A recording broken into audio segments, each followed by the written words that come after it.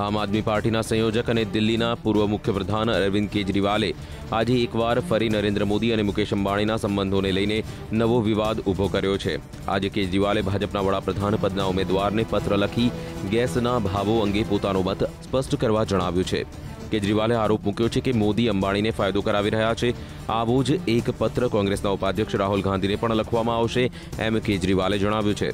આ પત્રની 10 કરોડ કોપી કરી તેને દેશના તમામ રાજ્યોમાં વહેંચણી કરાશે। તેને અલગ અલગ ભાષાઓમાં વહેંચાશે। કેજરીવાલે આજે પત્રકારોને જણાવ્યું હતું કે મુકેશ અંબાણી સાથેના સંબંધો મામલે મોદી કેમ મૌન થઈ જાય છે। અંબાણીએ કેન્દ્ર સાથે મળી ગેસના ભાવોમાં ફુગાવો કરી નાખ્યો હતો। અત્રે એ ઉલ્લેખનીય છે કે ગેસના ભાવો મામલે કેજરીવાલ દિલ્હીના તત્કાલીન મુખ્યમંત્રી અરવિંદ કેજરીવાલે મુકેશ અંબાણી પેટ્રોલિયમ મંત્રી વીરપ્પા મોઇલી સામે એફઆઈઆર નોંધાવી હતી। જનલોકપાલ મુદ્દે પણ કેજરીવાલે બંને પક્ષો પર સાંઠગાંઠનો આરોપ મૂક્યો છે। એટલું જ નહીં, અરવિંદ કેજરીવાલે ભાજપ અને કોંગ્રેસ બંનેના ઉદ્યોગપતિ અંબાણી સાથે ખાસ સંબંધો છે અને તેમના જ હેલિકોપ્ટરમાં મોદી અને રાહુલ ગાંધી પ્રવાસ કરે છે તેવા આરોપ પણ મુકાયા હતા। એટલું જ નહીં, બંને પાર્ટીને અંબાણી જ ફંડ કરતા હોય તેમ પણ જણાવ્યું હતું। બસપા સુપ્રીમો માયાવતીએ ભાજપ અને નરેન્દ્ર મોદી પર નિશાન સાધ્યું છે। માયાવતીએ જણાવ્યું છે કે તેમની પાર્ટી સાંપ્રદાયિકતાના વિરોધમાં છે, માટે તેઓ મોદી પીએમ ન બને તેમજ ભારતીય જનતા પાર્ટીની સરકાર ન બને તે માટે તમામ પ્રકારે કોશિશ કરવાની વાત કરી હતી। આગામી લોકસભાની ચૂંટણીઓમાં પોતાનો એજન્ડા કેવો રહેશે અને કેવી રીતે મતદાતાઓને રીઝવવા તેને લઈને કોંગ્રેસના યુવા નેતાએ રાહુલ ગાંધી સાથે મુલાકાત કરી હતી। રાહુલ ગાંધીએ પણ યુવાનોના જોશને વધારતા જણાવ્યું કે નિરાશ થવાની કોઈ જરૂર નથી, આગામી ચૂંટણીઓ માટે ખંતપૂર્વક મહેનત કરવામાં લાગી જાય।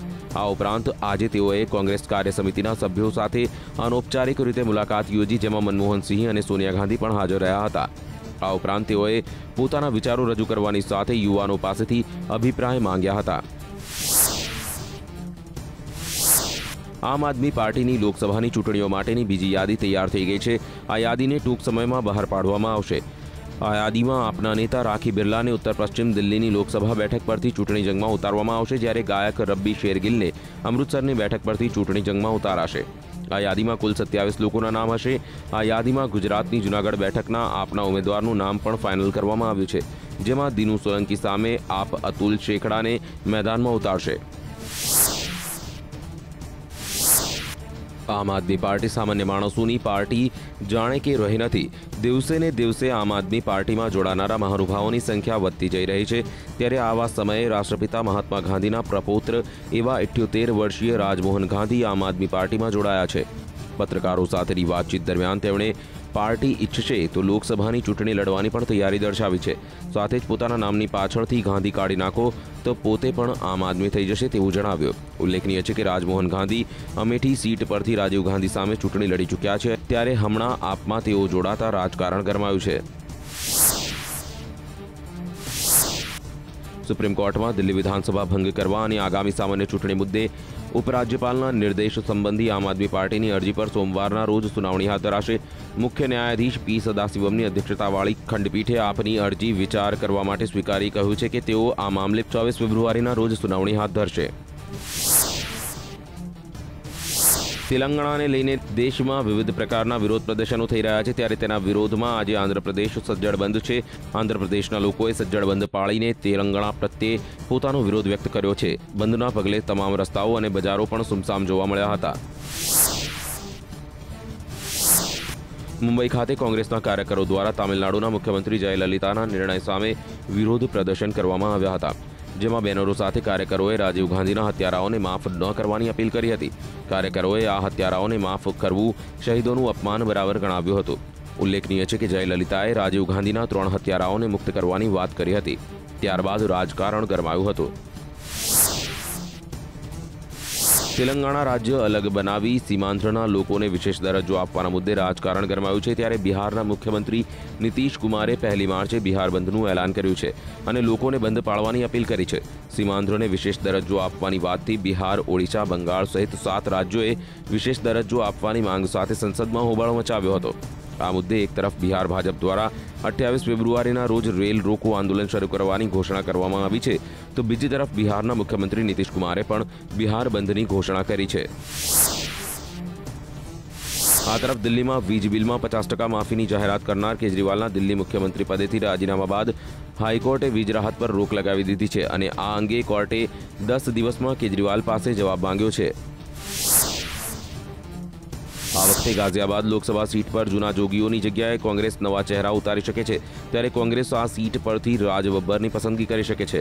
આ તરફ મીડિયા સાથેની વાતચીતમાં રાજ બબ્બરે સ્વીકાર્યું છે કે કોંગ્રેસ ઉપાધ્યક્ષ રાહુલ ગાંધીએ તેઓને ગાઝિયાબાદથી ચૂંટણી લડવાની ઓફર કરી છે। આ તરફ જો બીજેપી તરફથી જો રાજનાથસિંહ અહીંયાથી ચૂંટણી લડશે તો ખરો જંગ ગાઝિયાબાદમાં પણ જોવા મળશે। 15મી લોકસભાનું આજે અંતિમ દિવસ હતું, ત્યારે રાજકીય વર્તુળોમાં એવી ચર્ચા થઈ રહી છે કે કોંગ્રેસ ઉપાધ્યક્ષ રાહુલ ગાંધીના સપનાઓ પર ગ્રહણ લાગી જશે। સંસદ સત્ર સમાપ્ત થઈ જતા ભ્રષ્ટાચાર વિરુદ્ધ જે મહત્વના 6 બિલ પાસ થઈ શક્યા નથી, જે રાહુલ ગાંધીનું ડ્રીમ બિલ હતું, કેન્દ્ર સરકારે અંતિમ સત્રની અવધિ વધારવા માટે અનેક પ્રયાસો કર્યા હતા, પરંતુ વિપક્ષે તમામ પ્રયાસો પર ફૂલ સ્ટોપ લગાવી દીધું છે। સાથે હવે એ પણ નક્કી થઈ ગયું છે કે સંસદ સત્રની અવધિ વધી શકશે નહીં અને રાહુલના ડ્રીમ બિલને પાસ કરાવવાના પણ રસ્તા બંધ થઈ ગયા છે। જો કે શશી થરૂરે સંસદમાં બિલ પાસ ન થતા વટહુકમ બહાર પાડવાનો સંકેત આપ્યો છે। ઉત્તર પ્રદેશના મુખ્યપ્રધાન અખિલેશ યાદવે નરેન્દ્ર મોદી તથા આમ આદમી પાર્ટી પર નિશાન સાધ્યું। અખિલેશે કહ્યું હતું કે આગામી લોકસભા ચૂંટણીઓમાં આમ આદમી પાર્ટીનું નામું નંખાઈ જશે, તેનો કોઈ અતોપતો નહીં મળે, તો નરેન્દ્ર મોદી પર પણ નિશાન સાધતા જણાવ્યું કે નરેન્દ્ર મોદી વિઝિટરની જેમ યુપીમાં આવ્યા છે, તેઓ ટૂંક સમયમાં ગુજરાત પરત ફરી જશે। ભાજપના પીએમ ઇન વેઇટિંગનું નામ વેઇટિંગમાં જ રહેશે અને તેમની ટિકિટ ક્યારેય કન્ફર્મ નહીં થાય। વિવિધ મુદ્દે હોબાળો અને વિપક્ષના વોકઆઉટ બાદ ગુજરાત વિધાનસભામાં આજે વર્ષ 2014નું વચગાળાનું બજેટ રજૂ કરાયું છે।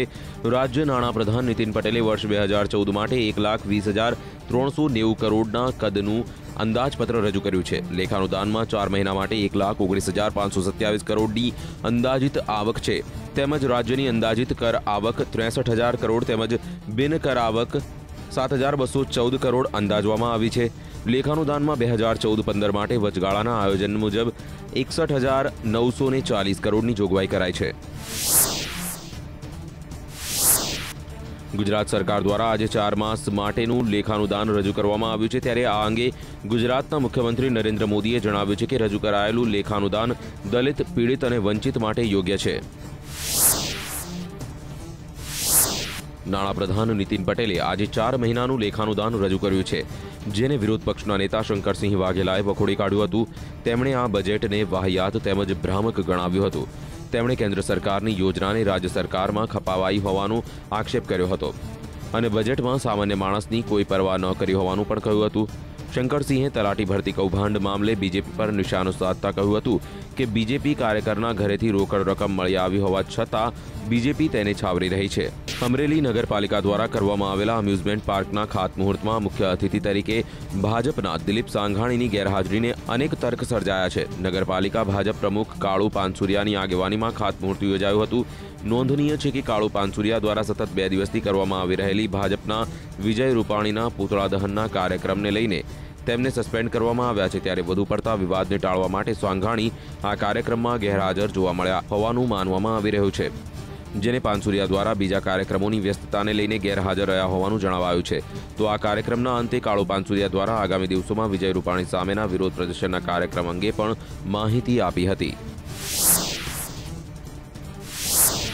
આવનારી લોકસભા ચૂંટણીને ધ્યાનમાં રાખીને રાજ્યના ગૃહમંત્રી સુશીલ કુમાર શિંદેએ જણાવ્યું છે કે આગામી દિવસોમાં રમાનારી IPL 7 ભારતમાં નહીં રમાડી શકાય। તેઓના મતે લોકસભા ચૂંટણીને લીધે સરકાર ખેલાડીઓને યોગ્ય સુરક્ષા આપી નહીં શકે।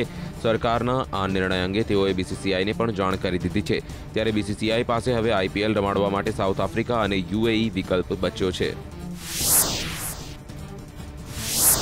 ભારતના વડાપ્રધાન મનમોહન સિંહના પત્ની ગુરુશરણ કૌરે આજે સંસદની મુલાકાત લીધી હતી। તેમણે પોતાની પ્રતિક્રિયા આપતા જણાવ્યું હતું કે તેમને સંસદમાંથી ઘણું શીખવા મળ્યું છે, તેમનો અનુભવ સારો રહ્યો છે।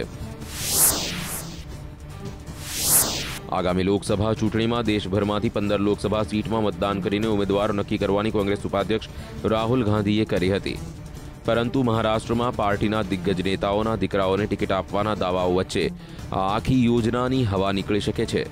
સ્થાનિક સાંસદોની રજૂઆતને પગલે આ 2 સીટ હવે લાતુર અને વર્ધા રહેશે, પરંતુ અહીં લાતુરમાં સ્વર્ગીય કેન્દ્રીય મંત્રી વિલાસરાવ દેશમુખના પરિવારના સભ્યોની સામે કોઈ અન્ય વિકલ્પ પસંદ કરવું પડશે.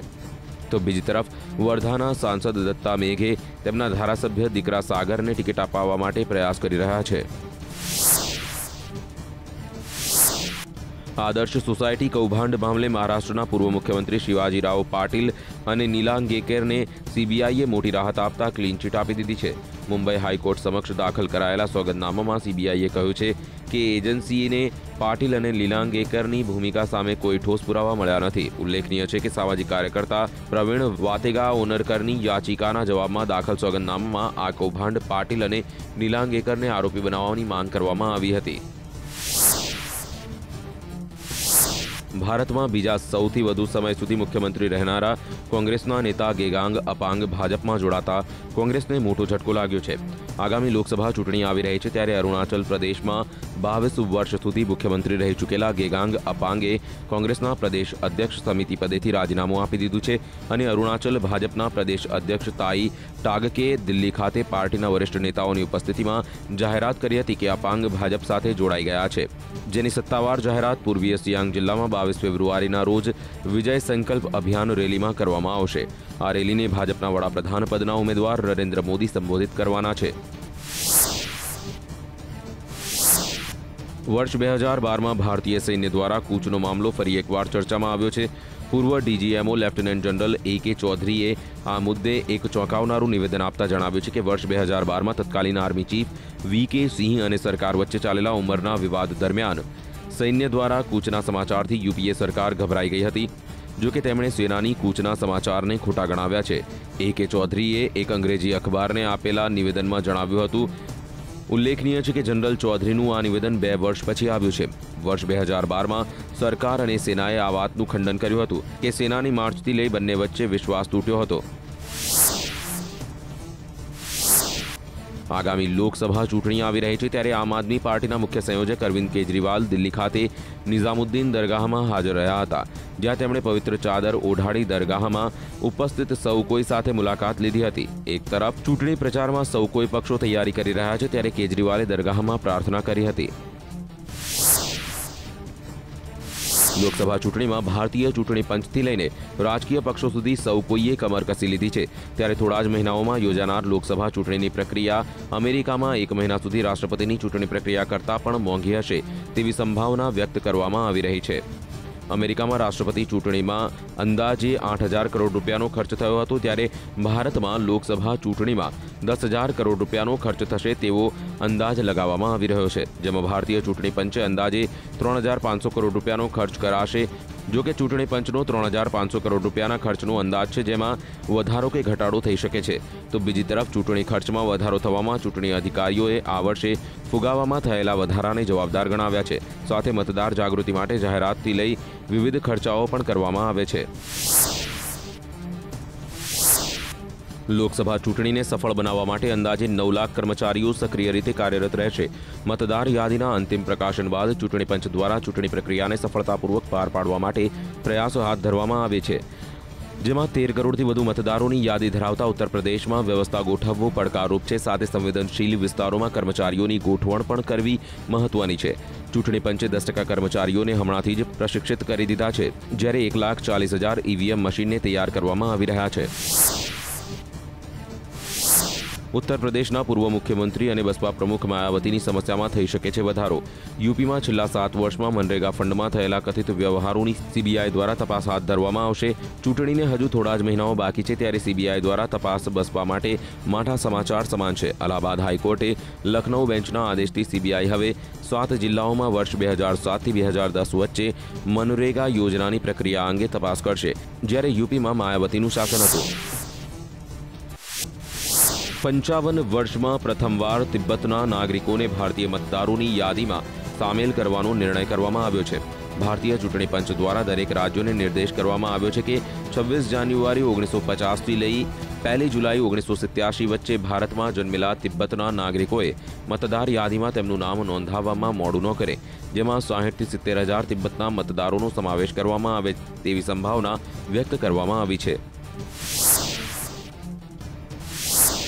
આમ આદમી પાર્ટીના નેતા અરવિંદ કેજરીવાલે મોદી અને રાહુલ ગાંધીની રેલીમાં કરાયેલ ખર્ચ પર પ્રશ્ન ઊભો કર્યો છે, ત્યારે બીજી તરફ કોંગ્રેસ અને ભાજપે પણ કેજરીવાલના વાર પર કર્યો છે પલટવાર, જેમાં ભાજપના નેતા રવિશંકર પ્રસાદે કહ્યું કે કેજરીવાલ પહેલા પોતાનો હિસાબ સ્પષ્ટ કરે કે તેમણે 300 કરોડ રૂપિયાની સબસિડી આપી જેનો કોઈ હિસાબ નથી, તો બીજી તરફ કોંગ્રેસના નેતા રેણુકા ચૌધરીએ કેજરીવાલ પર નિશાન સાધતા કહ્યું કે ચિઠ્ઠી લખવું અરવિંદ કેજરીવાલની માર્કેટિંગ ટેકનોલોજી છે।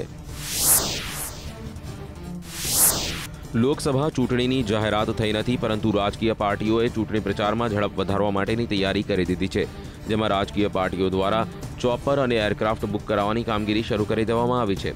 એવિએશન કંપની પાસે અત્યાર સુધીમાં 30 ચોપર, હેલિકોપ્ટર અને 1 એરક્રાફ્ટનું બુકિંગ કરાવી દેવામાં આવ્યું છે। આમ ચૂંટણી સમયે જોવા મળશે રાજકીય નેતાઓનો હવાઈ જંગ, જેમાં કોંગ્રેસે 7 થી 8, ભાજપે 10, સપાએ 5 થી 6 અને બસપાએ 3 ચોપર હેલિકોપ્ટર બુક કરાવ્યા છે।